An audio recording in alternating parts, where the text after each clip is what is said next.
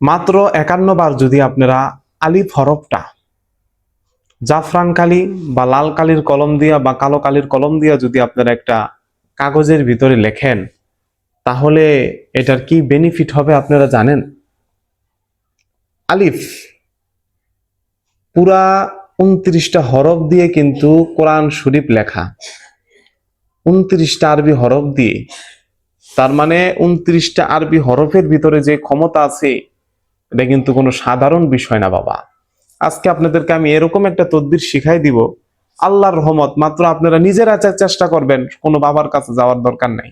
নিজে চেষ্টা করেন, আমি একটু করব, এতটুকু আপনার চেষ্টা থাকতে হবে, এতটুকু আপনার ফিকির থাকতে হবে। ইনশাআল্লাহ আল্লাহ পাক রব্বুল আলামিন আপনার মনের উদ্দেশ্য পূরণ করে দিবে। উদ্দেশ্য রাখতে হইব নেক।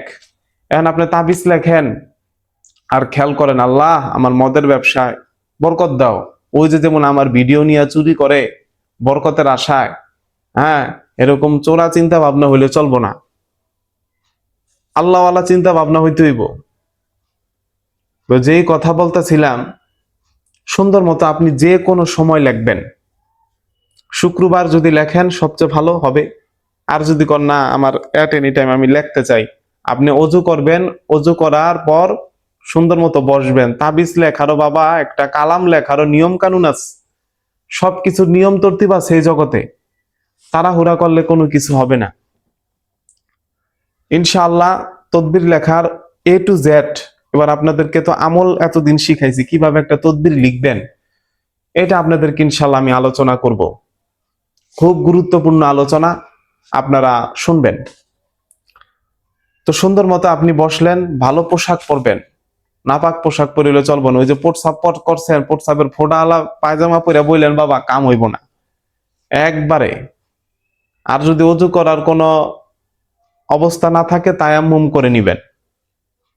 পশ্চিম দিক কেবলার মুখী হইয়া বসবেন। কেবলামুখী না হইতে পারলে উত্তর দিক হইয়া তদবির লিখবেন। 2টা লাইন হইলে উত্তর দিক আর নয়তো বা পশ্চিম দিক। তা আপনি আরবি হরফ 51 বার লেখলেন, আলিফ আলিফ আলিফ আলিফ আলিফ আলিফ। দেখেন এখানে আমি আরবি হরফ 51 বার লেখার একটা তাবিজের মতো ছবি দিয়ে দিছি, এভাবে লিখবেন। লেখার পরে আপনি এই তাবিজটার নিচে আপনার উদ্দেশ্যটা লিখবেন। আল্লাহ পাক রব্বুল আলামিন, আলিফ দিয়া তোমার নাম শুরু হয় আল্লাহ। যেমন লেখলেন আমার চাকরি হইতেছে না, আপনি নিজে লেখলেন আপনার চাকরি হচ্ছে না। বাবা মেহনত করতে করতে করতে হাড্ডি জ্বালায় লাইবা, কিন্তু তুমি যে সফলতা হইবা, সফলতা মালিকের কাছ।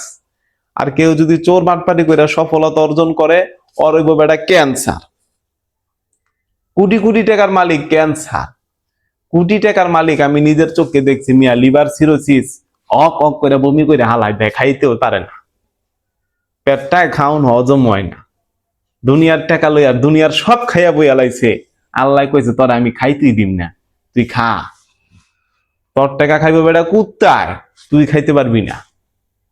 এরকমই আপনি হালাল ভাবে সঠিক পথে আপনি উপার্জন করবেন, ইনশাআল্লাহ আল্লাহ আপনার দিবা। আপনি পরিশ্রম করবেন ঠিক, কিন্তু পরিশ্রমের সফলতা আল্লাহর কাছে চাইতে হবে। যেই কথা বলতেছিলাম, আপনি লেখলেন, লেখার পরে এটাকে ফোল্ড করবেন। ফোল্ড কইরা আটার কিছু খাম্বির নিবেন। আটার খাম্বিরের ভিতরে বইরা, পরিমাণ মতো বইরা, হোটেলে দেখেন না পরোটা বানার জন্য কিরকম, বা বাসায় রুটি বানানোর কিরকম খাম্বির নেই, এরকম খাম্বির নিয়া আপনি পুকুরে, খালে বা নদীতে ফালাইয়া দিবেন। এইভাবে 7 দিন ফালাইবেন। এ রমজানে করতে পারেন, রমজানের পরেও করতে পারেন। ফালানোর সময় আল্লাহর কাছে নিয়ত রাখবা, মালিক আয় আল্লাহ, নদীর ভিতরে মাছ আছে, মাছ তো অবশ্যই আটা খাইবো। আল্লাহ মাছের খাওয়ার মালিক তো তুমি, আমি না। কিন্তু আমি চেষ্টা করলাম, আল্লাহ তুমি রহমত করো। বোবা প্রাণীর দোয়ায় আপনি বকশিস হয়ে যাইব, আপনি রঙ্গে যাবেন আল্লাহর রহমত। খালি করে দেখেন, চাকরি হওয়ার লিগা মানুষের কাছে তদবির করণ লাগবো না। আসল তদবির বেটা হইল এটা, কিন্তু করতে হবে। আল্লাহ পাক হেদায়েত দান করুক। এবং আপনাদের যদি কোনো জিন জাদুর সমস্যা থাকে, আমার সাথে যোগাযোগ করবেন। আমি যদি পারি অবশ্যই আপনারা কাজ আমি করব, না পারলে বাবা নাই।